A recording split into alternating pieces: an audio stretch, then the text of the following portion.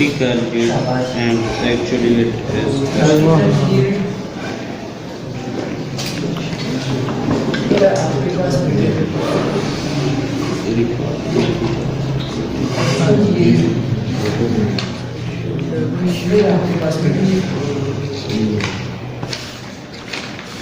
आखिरी टॉपिक है सर, आखिरी टॉपिक है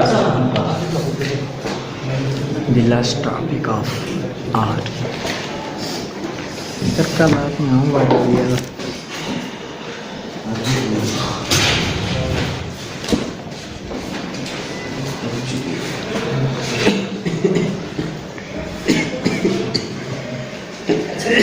आपके सामने मैंने 3 तरह की शील्ड रखी हैं,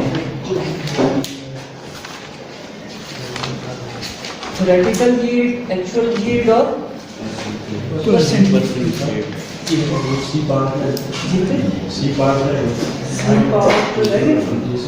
नहीं ये है सर,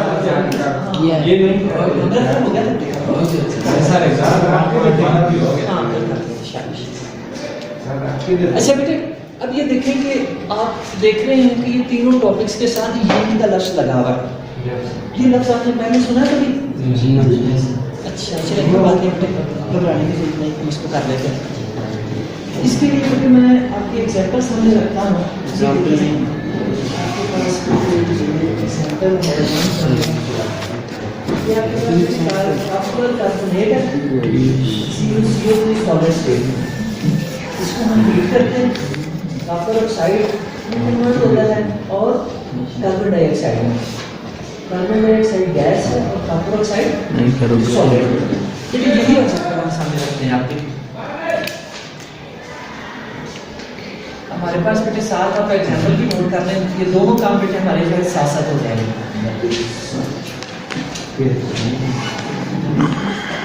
हमारे पास गिवन है कॉपर कार्बोनेट सॉलिड स्टेट में, इसको बेटे हीट करते हैं।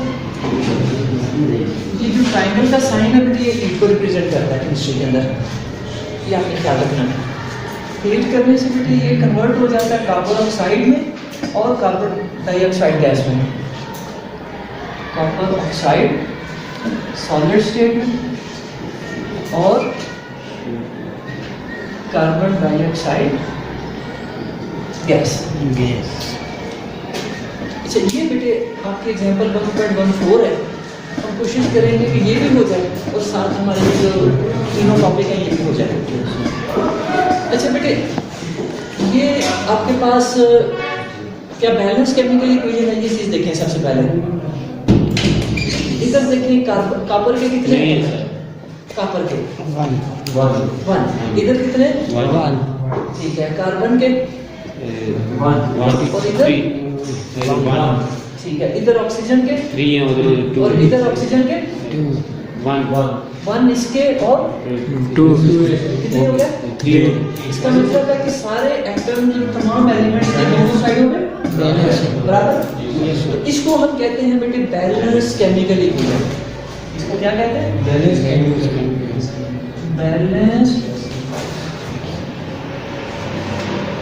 Chemical equation. ये उस इक्वेशन को कहते हैं जिसमें बेटे लेफ्ट हैंड साइड के सारे एटम्स एलिमेंट्स के और राइट हैंड साइड के जितने एटम्स हैं तमाम एलिमेंट्स के इक्वल। ऐसी इक्वेशन को हम क्या नाम देते हैं? Balance chemical equation. अच्छा, अब बेटे इसके बाद आप जानते हैं कि ये जो हमारे पास लेफ्ट हैंड साइड की चीज़ें होती हैं इनको क्या नाम देते हैं? शाबाश, रिएक्टेंट। शाबाश, ये किसने बताया बेटे? का क्या नाम है? लुकमान बेटे खड़े हो जाओ। अच्छा बेटे, आपका क्या नाम है? हुसैन, आपके साथ भाई बेटा। हाँ, अच्छा बेटे, ये लफ्ज़ हुसैन नहीं होता, शाबाश, ये ठीक बता रहे हैं बेटे। आप प्रोनाउंसिएशन ठीक करें बेटे, आपको अपने नाम की ठीक आनी चाहिए।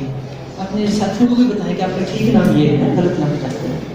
अच्छा हुसैन बेटे, इसको क्या कोई ने बताया? आपका क्या नाम बेटे? लुकमान। लुकमान, देखिए लुकमान नाम भी देखो कितना सियाने बंदे का नाम है। हाँ हसनैन, इसने क्या बताया, ये क्या चीज़ है?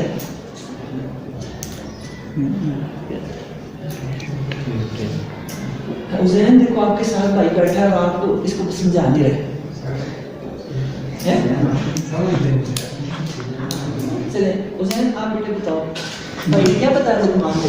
ये हाँ अब भाई हसनैन को बताओ हैं? क्या है बेटे? हाँ आप बताओ बेटे हसनैन क्या है?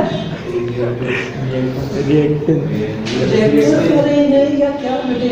कैंसर कह रहे हैं? रिएक्टर सर इसकी जुबान नहीं दोबारा सीख ना बताओ बस बेचारे को समझ आ गया। क्या उसकी तरफ मुंह करके बताओ ये क्या बेटे?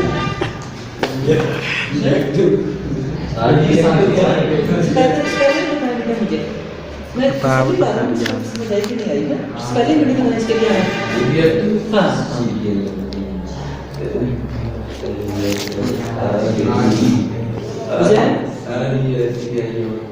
देखो उसके पहले नहीं आया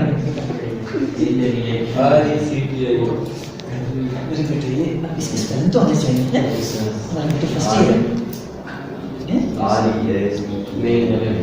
बेटे इसको ठीक है मैं आपको लिख के देता हूँ बेटे। अब देखो ये बुनियादी चीजें बेटे ये अगर बेटे आपकी बेस ठीक होती है मेरे बेटे आपका क्या नाम है? हाँ हमजा, अगर आप बच्चों की बेस होती है तो मैं आगे चलता हूँ। अब आप बच्चों को रेक्टेंट का ही नहीं पता उसके स्पेलिंग ही नहीं आते तो मैं आगे कैसे दौड़ूँ? समझाना मकसद है ना मेरा, ना कि फॉर्मेलिटी पूरी करने जा रहा हूँ। तो अब रेक्टेंट का नहीं पता उसके स्पेलिंग नहीं आते तो मैं कैसे आगे चला? मैं आपको ये यूनिट समझाने लग जाऊँ तो आपको ये कब समझ आएंगे? तो इनको बेटे रिएक्टेंट कहते हैं RECTI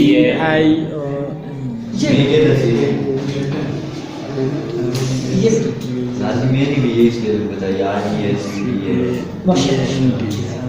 लेकिन ये भाई ने भी बता रहे थे।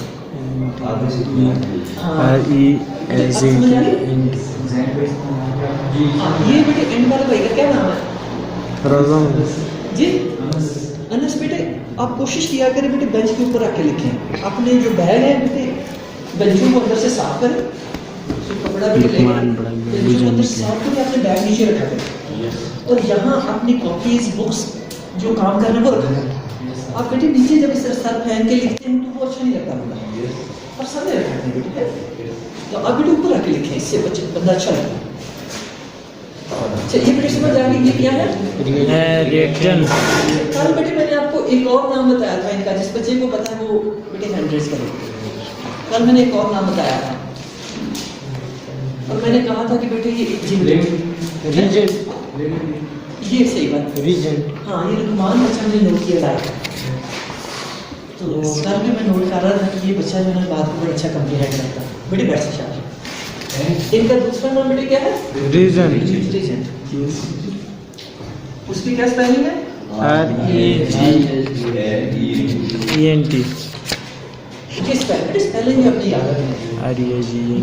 आपके केमिस्ट्री में साइंस में स्पेलिंग्स का ज़्यादा रोल नहीं होता, लेकिन फिर भी बेटे इसका इंप्रेशन अच्छा पड़ता है। जिस बच्चे ने स्पेलिंग ठीक लिखी है उसका मतलब है कि उस बच्चे को सही आता है, सही पता है, और जिसने स्पेलिंग गलत लिखी हो तो चेक करने वाले भी बैड इंप्रेशन पड़ता है कि इस बच्चे को स्पेलिंग ही नहीं आती तो स्कोर क्या था। तो आपने बेटे स्पेलिंग्स को खास तौर पे ध्यान से ठीक रखना है। ये बेटे रीजेंट बेटे इन्हीं का दूसरा नाम है। इन्हीं को रिएक्टेंट भी कहते हैं और रीजेंट भी नहीं कहते, रीजेंट भी कहते हैं। तो ये आपको इसलिए जानना जरूरी है क्योंकि आपको पिछले एग्जाम्पल में रीजेंट का लफ्ज़ था, रिएक्टेंट का नहीं था। Yes sir. तो जिस बच्चे ने इसको नहीं सीखा हुआ तो वो कंफ्यूज हो जाएगा कि ये क्या आ गया। तो आपको पता हो कि रीजेंट भी रिएक्टेंट भी होता है, ठीक है। अच्छा बेटे आप इनको क्या कहते हैं? ये जो राइट हैंड प्रोडक्ट। बेटे हसनैन आप बताओ इनको क्या कहते हैं? प्रोडक्ट। प्रोडक्ट को बेटे ऐसे लिखते हैं PRODUCT। प्रोडक्ट। और ये दो हैं तो प्रोडक्ट्स कहते हैं, प्लूरल बना दें। Yes sir. समझ आ गई? Yes sir. बेटे ऊपर रखें बेटे हसनैन ना ऊपर लेके यार ऊपर बेटे रखा करें आप। अपना बेटे ये बैग भी लिख लीजिएगा।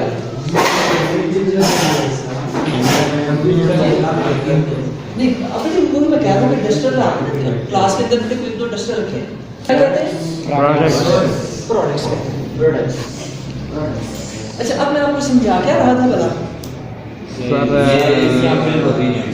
बैलेंस केमिकल अच्छा इससे भी पहले मैंने आपको क्या क्वेश्चन किया था कि बेटे ये क्या चीज़ है आपने कहा था सर हमने पहले नहीं ये लफ्ज़ सुना शाबाश हसनैन क्या मैंने पूछा था बेटे यील्ड तो बेटे इसी को यील्ड कहते हैं समझ आ गई बेटे यस सर नहीं अब मुझे उम्मीद है आपको भूलेगा नहीं उसी कि इस साइड पे देखो मैंने प्रोडक्ट्स का भी दूसरा नाम ये कितना इजी बेटे यस सर क्यों हसनैन बेटे यील्ड की समझ आएगी यील्ड क्या होता है यस सर शाबाश प्रोडक्ट्स का भी दूसरा नाम यील्ड है अब मुझे उम्मीद है कि आपको ये याद रहेगा यस सर इंशाल्लाह ये तो ये बेटा आपको याद हो गया तो अब आगे चलते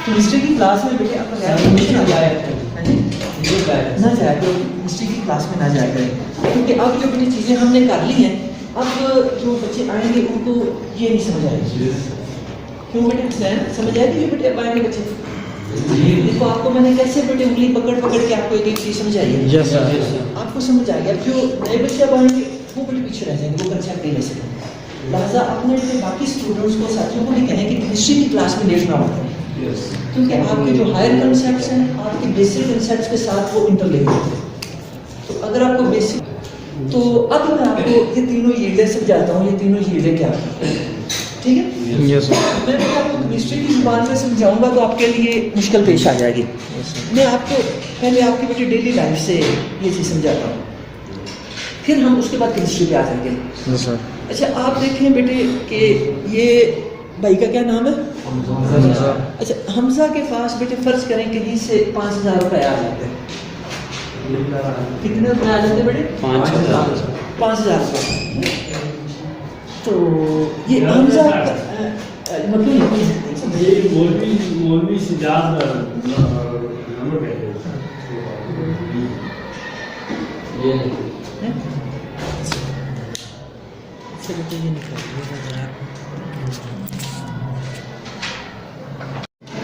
मैं रुकी नहीं थी ये चल ही रही चल रही है हाँ बस ठीक है चल रही अच्छा ये बेटे कहता है कि मैं इसके ना एप्पल ले लेता हूँ ये 5,000 के एप्पल लेता है तो इसको 1 kg जो है फर्ज करें मिलता है 100 रुपीज़ का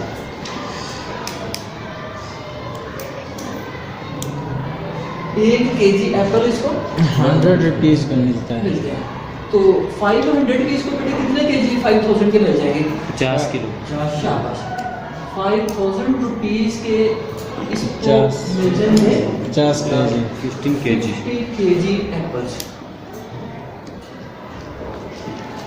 अच्छा अब ये कहता है कि मुझे ये मिले तो इस रेट में है लेकिन मैं इसको सेल करता हूँ डबल करके यानी 1 केजी का मैं रेट लगाता हूँ 200 रुपीज़ पर केजी तो इस हिसाब से ये सेलिंग रेट लगाता है और ये समझता है कि अब मेरे जो पैसे हैं कितने हो जाएंगे 10,000 अब मैं कहता है ये एप्पल सेल करूंगा तो मेरे पास पैसे हो जाएंगे 10,000 10,000 तो ये जो बेटे इसने सारी कैलकुलेशन की है काम शुरू करने से पहले इसको हम कहते हैं थ्योरेटिकल यील्ड ये थ्योरेटिकल वर्क है इसने अभी किया कुछ नहीं है जुबानी जमा खर्च अभी कर रहा है अभी पैसे इसके हाथों में 5,000 जो मिले उनको लेके तो ये प्लानिंग कर रहा है कापी पेंसिल लेके तो ये चीज़ें नोट कर रहा है तो कापी पेंसिल लेके अपने पैसे इसके हाथों में ही है अभी तो इसने जो कैलकुलेशन की है प्रॉफिट की इसको क्या कहते हैं थ्योरेटिकल यील्ड थ्योरेटिकल का लफ्ज़ थ्योरी से है आपने थ्योरीज पढ़ी हुई है साइंस के अंदर वो किताबी नॉलेज होता है थ्योरीज क्या होती हैं अभी हमजा ने भी जो काम किया इसने भी कापी पेंसिल पकड़ के ये किताबी कहानी की है। Yes, sir. अभी ना ये मंडी गया है, ना इसने एप्पल्स परचेज किए हैं, ना सेल करने के लिए बैठा है, ना कुछ ना कुछ। Yes, sir. अभी ये सारा पहले का प्रोसेस है। तो ये जो पहले की सारी कैलकुलेशन होती है, हमारे पास क्या है, हम क्या करेंगे, क्या बनेगा, कितना बनेगा, इसको क्या कहते हैं? Theoretical. ठीक है। अब ये बड़ा खुश है कि मेरे पास अब कितने रुपए हो जाएंगे? 10,000। 10,000. अच्छा, यहाँ तक मेरे थ्योरेटिकल यील्ड की समझ आ गई आपको? Yes, sir. अच्छा, अब हम आ जाते हैं एक्चुअल एस्पेक्ट की तरफ। अब हम किसकी तरफ आते हैं बेटे? Actual. कि अभी एक्चुअल होता क्या है बेटे? अब हम एक्चुअल एस्पेक्ट की तरफ आ गए। अब ये क्या करता है? एक्चुअली क्या करता है? ये जो पैसे इसके पास हैं 5,000, ये लेके तो ये जाता है मंडी में जाता है। वहाँ इसको ये पहले पता चल गया था कि मुझे पर केजी 100 का पड़ेगा होलसेल रेट में। तो ये वहाँ 1 केजी 100 रुपीज़ के रेट से 50 केजी एप्पल्स परचेज कर लेता है। ये इसने पहले से मालूमात कर ली थी, ठीक है। इतने इसने परचेज कर लिए, परचेज करके तो ये बेटे आ गया किसी भी बाजार में या किसी भी दुकान पे, ये रख के बैठ गया एप्पल। Yes, sir. अब इसने जब पेटियां खोली हैं तो उसके अंदर इसने क्या देखा कि ऊपर से जब ये मंडी में इसने एप्पल देखे थे तो बड़े अच्छे थे, रेड उन्होंने ऊपर लगाए होते हैं। तो वो जब इसने उतार के नीचे रखे तो नीचे से दूसरे खराब निकल आए। सारे एक जैसे नहीं है, ऐसा होता है ना, बल्कि अक्सर ऐसा होता है कि जो चीज़ ऊपर लगी होती है वो अच्छी क्वालिटी की होती है और जो नीचे चीज़ें होती है वो नॉर्मल या लो क्वालिटी की होती है, ठीक है। अच्छा, फिर और चीज़ इसने क्या नोट की? इसने कहा कि जो ज़्यादा नीचे जब इसने उसको देखा ना ग्रेड के, तो वहाँ एप्पल ख़राब हुए थे, दाग लगे हुए थे, पुराने पड़े हुए थे। तो अब जो है ये सोच में पड़ गया कि यार मैं तो सोच रहा था कि मेरा डबल प्रॉफिट हो जाएगा, ये तो इतना ख़राब निकला है। उसमें से 50 केजी में से जो है फर्ज करें ज़्यादा नहीं 5 केजी ही इसके ख़राब निकला है, ठीक है। तो अब पहली तो एक्चुअल चीज़ इसको इससे वास्ता पड़ा, ठीक है। अच्छा, दूसरा इसको क्या वास्ता पड़ा कि ये जब लेके बैठा एप्पल सेल करने के लिए, तो आपने देखा है कि ऐसी चीज़ों के आसपास दूसरे भाई भी दो चार इधर उधर बैठे होते हैं, खड़े होते हैं कि दुकानदार जैसे ही कोई अल्लाह की मखलूक गुजरती है, कोई गाड़ी गुजरती है, उसको बेचारा देखने लगता है तो वो पीछे से अपनी कार्रवाई कर लेता है। क्यों उजैन है? हाँ, ये उजैन जैसे दो चार भाई कुछ पीस अपना हिस्सा उठा के इधर हो जाते हैं, गायब हो जाते हैं। Yes, sir. तो दुकानदार की जब नज़र इधर आती है तो उसे पता ही नहीं चलता कि क्या हो गया पीछे। उजैन समझ आ रही बेटी बात की? शाबाश। तो फर्ज करें कि इसके 5 केजी उधर निकल जाए, जिसका इसे पता ही नहीं चला। ये एक्चुअल काम जो हो रहा है, ठीक है। तो फिर और बहुत सारी सूरतें बनती हैं कि ये जब लेके बैठा तो इसकी जो टोटल सेल है बेटे, हाँ, वो अब फर्ज करें कि 30 केजी हो जाती है, ठीक है। 40 के 45 के. उसमें बच भी जाता है, सारी चीज़ें सेल नहीं होती। Yes, Yes, sir. sir. आप जब एक्चुअली काम करते हैं ना, प्रैक्टिकली काम करते हैं, तो आपकी सारी सेल नहीं होती। Yes, sir. शाम को आप देखते हैं कि वो चीज़ें बची हुई हैं और वो मुरझा गई हैं, वो खराब होने के करीब पहुंच गई हैं। सब्जी वालों को देखा Yes, sir. Yes, sir. कितनी खराब वो सब्जियां बेचारे फेंकते हैं। तो ये प्रैक्टिकली जो चीज़ें सामने आ रही हैं वो है। तो इसकी टोटल सेल 30 केजी की होती है और वो जो इसने रेट लगाया था 200 का, उसी पे हो गया, ठीक है। तो इसकी बेटे टोटल सेल पे कितने की हुई? 6,000 6,000. ठीक है। Yes, sir. ये थी एक्चुअल, Yes, sir. समझ आ रही बेटे बात? तो ये फर्क है बेटे एक्चुअल में और थ्योरेटिकल। Theoretical में, yes, sir. थ्योरेटिकल समझ बार होते हैं, समझ बात। है ना। वो सोचे हाँ। वो कैलकुलेशन, हवाई कैलकुलेशन, किताबी कैलकुलेशन, जो मर्जी करते रहे। और एक्चुअल जो प्रैक्टिकल। और जब आप प्रैक्टिकली करते हैं, एक्चुअली करते हैं, तो असल चीज़ वही होती है Yes, sir. जो आपको वहाँ हासिल होती है। Yes, sir. क्यों बेटे, समझ आ रही? Yes, sir. ये छोटा बेटा क्या कर रहा ये है? आप बेटे समझने की भी कोशिश करें, है? फिर आपने बेटे आप इसको वर्ड्स में लिख लीजिएगा। Yes, sir. अच्छा, ये बेटे जो उसके पास चीज़ हासिल हुई, इसको क्या कहते हैं? Actually. ये एक्चुअल चीज़ है। Yes, sir. जो उसने पहले अपने तौर पे किताबी तौर पे निकाली थी वो क्या थी? Theoretical. थ्योरेटिकल हीट थी। जो प्रैक्टिकली सामने आई, एक्चुअली सामने आई वो कितनी है? 6000। 6000। तो ये बेटे फर्क है थ्योरेटिकल यील्ड में और एक्चुअल यील्ड में। Yes sir. मुझे उम्मीद है कि अब आप इसको समझ गए होंगे। Yes sir. फिर जो आपकी तीसरी यील्ड है परसेंट यील्ड। परसेंट यील्ड, अच्छा वो बेटे कैसे निकालते हैं? वो अपनी एक्चुअल यील्ड, आपने एक और चीज ख्याल रखनी है, ये हमेशा कम होती है। एक्चुअल यील्ड कम होती है कम होती है। आप इसको न्यूमरेटर बनाएं, और यानी इसको ऊपर रखें, ऊपर रखिए। एक्चुअल यील्ड को, ऊपर रखें। और जो आपके पास थ्योरेटिकल यील्ड है ये ग्रेटर होती है। Yes sir. ये समझ भाग होते हैं। Yes sir. इसको आप डिनोमिनेटर बनाएं। इस बात की समझ आ गई? Yes sir. और इनटू 100% लिखें। Yes sir. तो ये आपके पास क्या बन गई? परसेंटेज। क्यों है? ये क्या बन गई? परसेंटेज। मुझे उम्मीद है बेटे आपको तीनों यील्डें अब क्लियर हो गई होंगी। Yes sir. चलिए अब बेटे ये क्लियर हो गई हैं, तो अब बेटे हम आते हैं आपकी केमिस्ट्री की तरफ। Yes sir. मुझे उम्मीद है कि अब बेटे आपको केमिस्ट्री की समझ आ गई।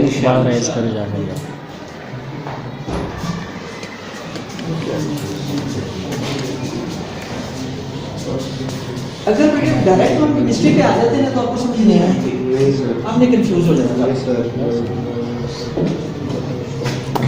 अच्छा बेटे आपका टेस्टर नहीं ठीक है, देखिए बेटे अच्छी वाले हाथ। Yes sir. ये कर इसको लेंगे। रिप्लेस करें बेटे, हाँ?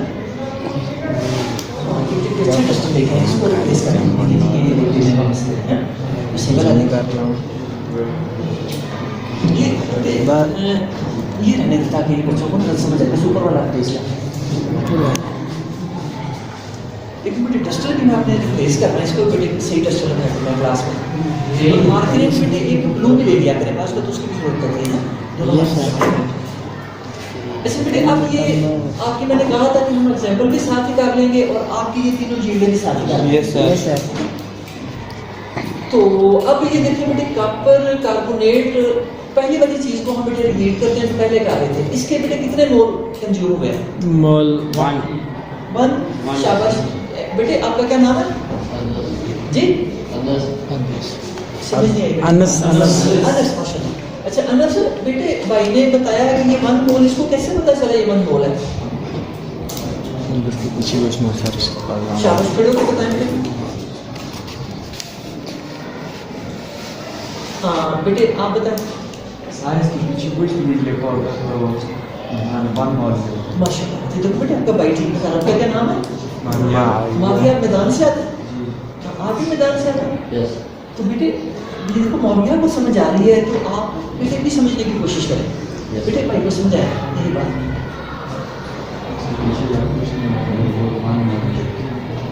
अनस से क्या भाई ने बताया? जिसके पीछे कुछ नहीं होता वो उसके बाद ये शाबाश बेटे, जो यहाँ चीज लिखी होती है ना, जो डिजिट यहाँ लिखा होता है, सारे बच्चे देखें, उसको क्या कहते हैं? 1 मोल। मोल। तो कार्बन कार्बोनेट का बेटे, कॉपर कार्बोनेट का कितने मोल है? 1 मोल। 1 मोल। अच्छा इसी तरह बेटे कॉपर ऑक्साइड के कितने मोल इस्तेमाल हुए, ये अब अनस ही बताएगा। कैसे आपको पता चला? शाबाश, लाइक हो गया ना। अच्छा अब बेटे हसनैन आप बताएं, इसके कितने मोल है बेटे? हैं? आपको कैसे पता चला एक है? शाबाश, इसको बेटे कोफिशिएंट कहते हैं। जो चीज यहाँ लिखी होती है ना उसको क्या कहते हैं? कोफिशिएंट। जिसका जिसका कोफिशिएंट कुछ ना लिखा हो वो ना शुरू होता है 1। तो इसके भी कितने मोल है? 1। अच्छा अब बेटे आप इनके मोलर मैसेज की तरफ आ जाए। Yes sir. आपने ये जब से हमारी क्लास स्टार्ट हुई है मोलर मैसेज को कैलकुलेट करते आ रहे हैं। कैसे कैलकुलेट करते हैं बेटे? कॉपर का सर्कल होता है। शाबाश, ये बेटे मैंने आपको एक ये चीज़ भी बताई थी कि जो एटम एलिमेंट हमारे आ रहे हैं ना बेटे अंडर कंसिडरेशन, आपने अपने होमवर्क के अंदर 1-2 पेजेस इनके लिए मुख्तस कर देने। एक तो मैंने आपको काम दिया था, होमवर्क दिया था कि फर्स्ट 20 एलिमेंट्स हैं, उनके आपने एटॉमिक नंबर्स भी, एटॉमिक मैसेज भी याद करना। एक वो होमवर्क दिया था। फिर मैंने कहा था कि जो नए एलिमेंट्स आएंगे आपने वो भी इसमें ऐड कर दिया। सारा प्रोडक्ट टेबल याद करने की अभी मैं जरूरत नहीं है। एक फर्स्ट 20 और दूसरा जिस तरह कॉपर आ गया, ये फर्स्ट 20 में नहीं है, तो आप इसको वहाँ नोट करें ताकि बेटे आपकी जो है ना एक आपके जो नोट्स हैं वो आपके अच्छे याद करें।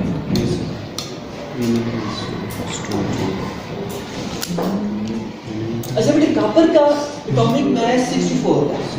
Yes sir. एटॉमिक मास कितना होता है? 64। अच्छा 64 बेटे कॉपर का हो गया। कार्बन का कितना होता है? Yes, 12। शाबाश, कार्बन का 12 होता है। ऑक्सीजन का 60। ठीक है। और ऑक्सीजन का कितना होता है? 16। ऑक्सीजन के एटम कितने हैं? 3। 32 है सर। अच्छा नहीं बेटे 3 है सर। मॉलिक्यूल में नहीं बोला। और इसके बेटे एटॉमिक मास को 3 से मल्टीप्लाई करते हैं कितने होगा? 48। शाबाश 48। अब इन तीनों को बेटे आप ऐड करेंगे तो आपके पास इसका मोलर मास है। ठीक है, ये बेटे ऐड करें 6 और 4 और 2 6 84। कितने बेटे? 14 हो गया। Yes sir. 1 कैरी कर लें, 6 और 1 7 और 1 8 8 और 4 12 124। कितने ग्राम बेटे? ये आपके पास इसका 124 ग्राम। मोलर मास आ गया 124 ग्राम। अच्छा बेटे आपको पता है कि 124 ग्राम 1 मोल ऑफ कॉपर कार्बोनेट के बराबर होता है। ये चीज पढ़ी भी ना आपने? Yes sir. क्यों हमजा? ये चीज पढ़ी यस सर। कि इसका 1 मोल इसके मोलर मास के इक्वल होता है। Yes sir. किसी भी कंपाउंड का बेटे जो मोल है वो उसके एटॉमिक मास के इक्वल होता है। ये चीज आपने याद रखनी है। Yes sir. इसी तरह बेटे इसको देखें, कॉपर ऑक्साइड का क्या आपके पास मोलर मास आता है? कॉपर का कितना? 64। 64 और साथ ऑक्सीजन का कितना बेटे? 16। 16। 6 और 4 10 1 80 सर। तो 80 आ गया ग्राम। कॉपर ऑक्साइड का 1 मोल बेटे किसके इक्वल है? 80 ग्राम। ग्राम। जी बाप मर भी रही। अच्छा बेटे अब इसके बाद कार्बन डाइऑक्साइड गैस पे आ जाए। Yes sir. अच्छा इसमें बेटे देखिए इसका मोलर मास कैसे निकलेगा? कार्बन का कितना बेटे? 12। कार्बन का 12 ऑक्सीजन और ऑक्सीजन का 16। और एटम कितने ऑक्सीजन के? 2। 16 2 जा 32। इनको बेटे आप समझ आ रहे? Yes sir. 32। 44। इनको बेटे ऐड कर लें 44। 44 ग्राम। ये आ गया कार्बन डाइऑक्साइड का।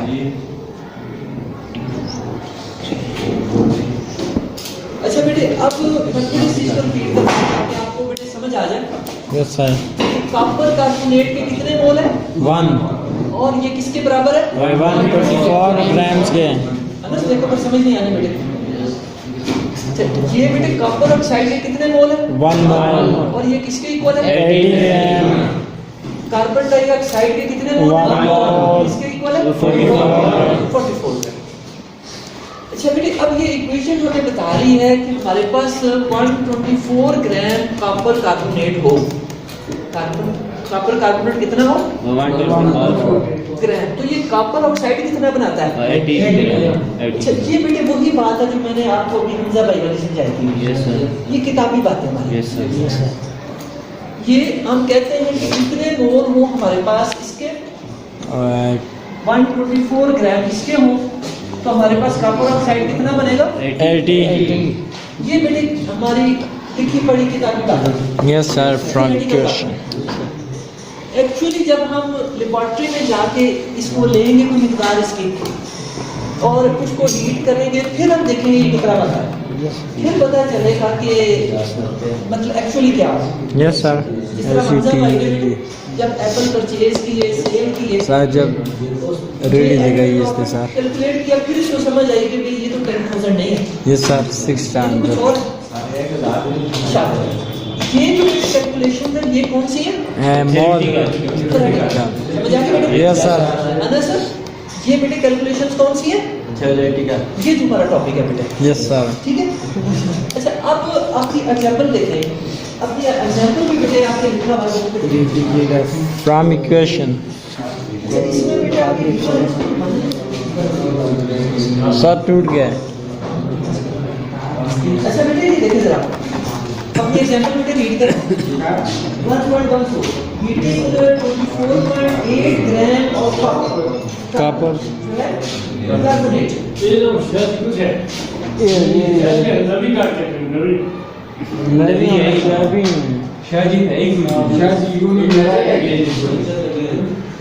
सर आप कंटिन्यू करें अच्छा बेटे एक्चुअल जो लेबोरेटरी के अंदर फिर बेटे तक करोगे ना कुछ करो हमारा ये मकसद है पढ़ना मकसद है यस सर अच्छा बेटे लेबोरेटरी के अंदर जो कॉपर कार्बोनेट है कितना लेते हैं 24.8 ग्राम जी आर ठीक है यस सर एक्चुअल की तरफ हम आ गए अब इसकी तरफ आ गए एक्चुअल एक्चुअल इतना देते हैं और इसको हीट करने में बेटे कॉपर ऑक्साइड कितना बनता है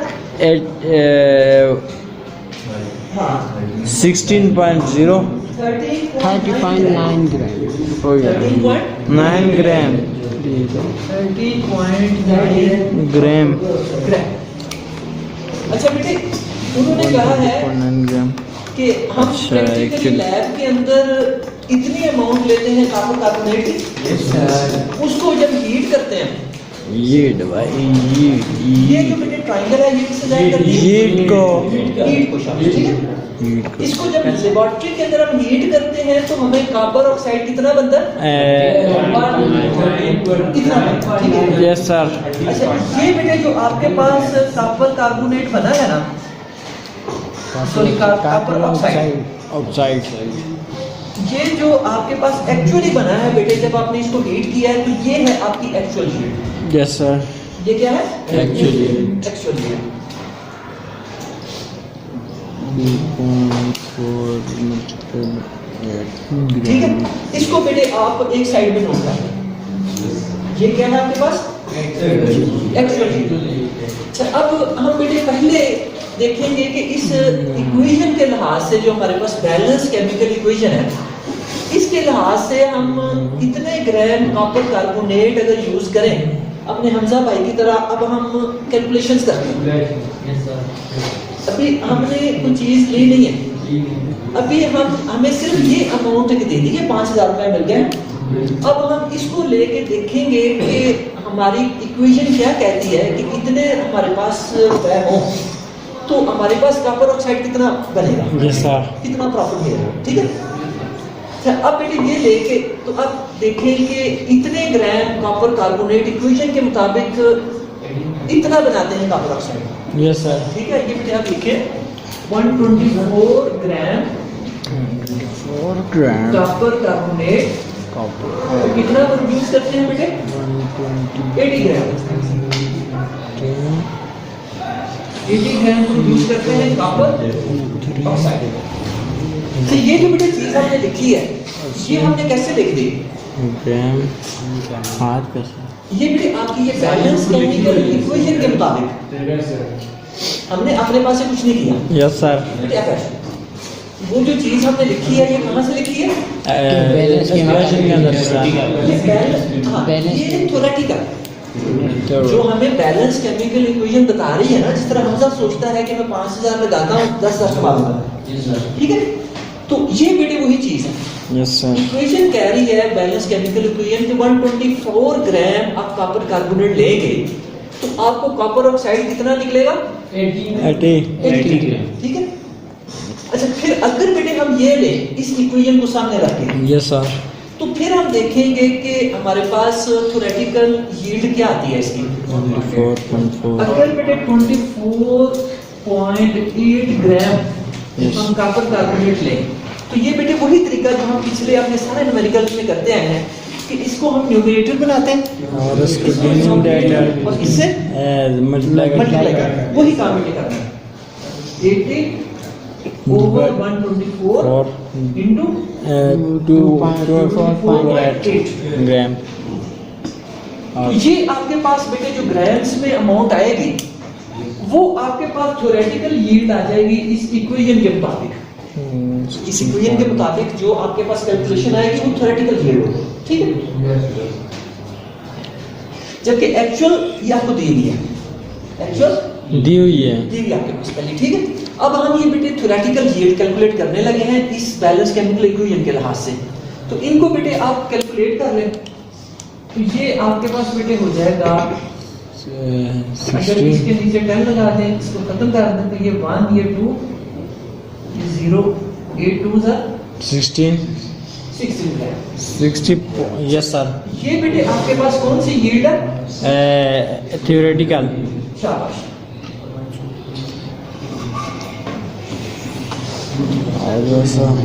अच्छा बेटे आप एक और चीज नोट करें जो मैंने आपको शुरू में बताया था कि थ्योरेटिकल यील्ड हमेशा ज्यादा होगी। Yes sir.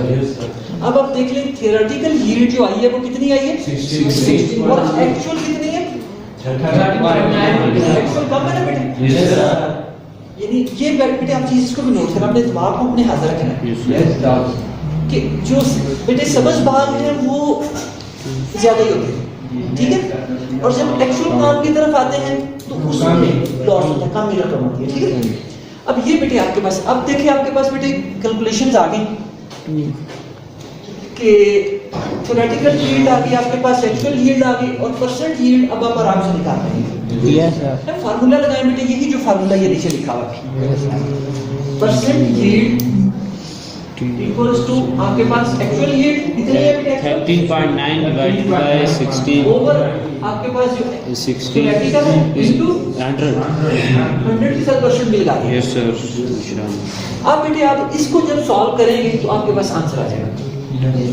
तो मैं बेटे आपके लिए कर देता हूँ लॉन्ग मल्टीप्लिकेशन। 13.9 को 100 से मल्टीप्लाई करते हैं तो बेटे पता क्या आता है? 1390। 13.9 को 100 से मल्टीप्लाई करें, ये आता है। अच्छा ये बेटे आप बायो के बच्चे हैं तो इसका ये करते हैं, जितने ये जीरो होते हैं ना पॉइंट को उतने डिजिट हम राइट पे शिफ्ट कर देते हैं। तो यहाँ जब कुछ नहीं लिखा होता जीरो अपने पास से लिख देते हैं, समझाइए। तो ये बेटे इस तरीके से, और ओवर कितना है 16। अच्छा इसको बेटे आप अब 16 को अगर आप इसको और आसान करना चाहें बेटे, मैं आपके लिए और आसान कर देता हूँ। आप इसको लिखे 1390 ओवर 60 7%। अच्छा अब देखिए बेटे ये डिवाइड हो रहे हैं 2 पे, 2 8 और 16। Yes sir. और 2 6 और 6 12। Yes sir. 190, 2 9 और 18, 110, 2 5 और यानी अब बेटे आपका काम और इजी हो गया। यहाँ बड़ी रकम की बजाय अब ये छोटी रकम आ जाएगी और बाहर भी बड़ी रकम की बजाय छोटी रकम आ गई। ये बेटे आपकी सहूलत के लिए मैंने ये काम किया।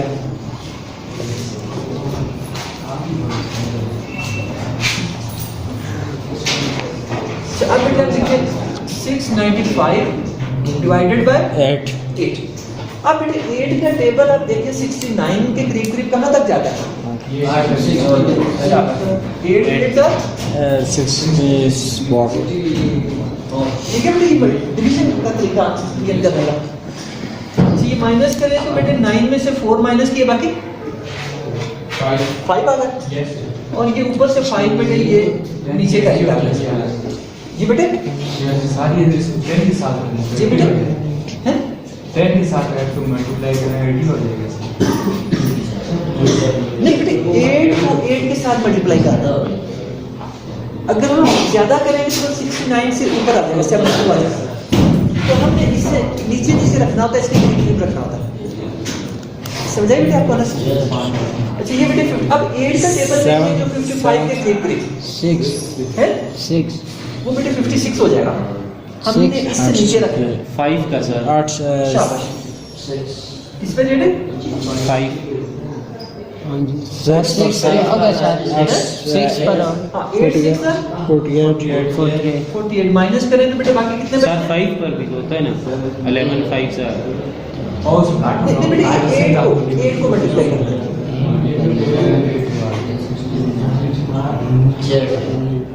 सर ये मुझे कुछ सिखाए नहीं, ये क्या है, किस तरह ये 5 50 तो मैं ये बेटे बेटे माइनस किया ना तो Yes, 5 sir. इसका क्या ये 5 ऊपर से नीचे कैरी कर दिया नहीं, ठीक है सर। है? तो अब 8 को 6 से मल्टीप्लाई करना 48 नहीं आ रही ये बेटे 7 आ गया इसको नहीं है कोई बात नहीं कोई बात डांटना नहीं था पॉइंट लेना है सर वो बेटे बेचारा पढ़ने आया है तो ये आप एक दूसरे का रिस्पेक्ट करेंगे तो बेटे वो आप ज़्यादा अच्छी लर्निंग करेंगे एक दूसरे को आप डांटेंगे एक दूसरे का मजाक उड़ाएंगे तो फिर कोई पूछेगा नहीं सारे बेचारे शर्म के मारे अपने क्वेश्चन वो कर ले जाएंगे घर में साइड को समझाने का तो अब बेटे इसके बाद ये देखिए ये 8 की निस्बत कम है कि यहाँ पॉइंट लगाते हैं यहाँ सिफर लगा देते हैं अब 8 का टेबल देखिए बेटे किस पे जाएगा 8 था 64 माइनस करें तो बेटे 6 आ गया आप फिर सिफर लगाएं यहाँ पे अब किस पे जाएगा बेटे 7 पे 8 7 था 56 4 आ गया ये तकरीबन बेटे आपके पास ये आंसर आ गया आगे परसेंट बेटे आपके पास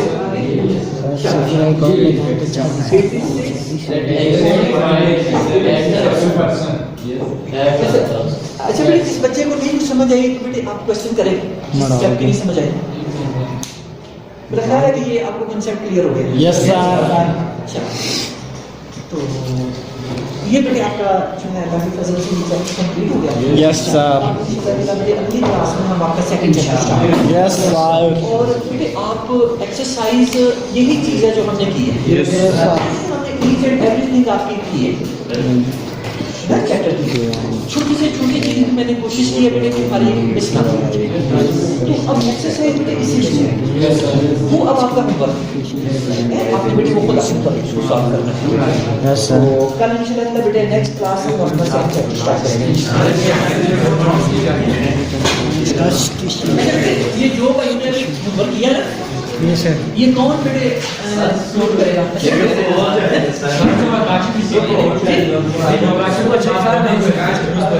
अभी ना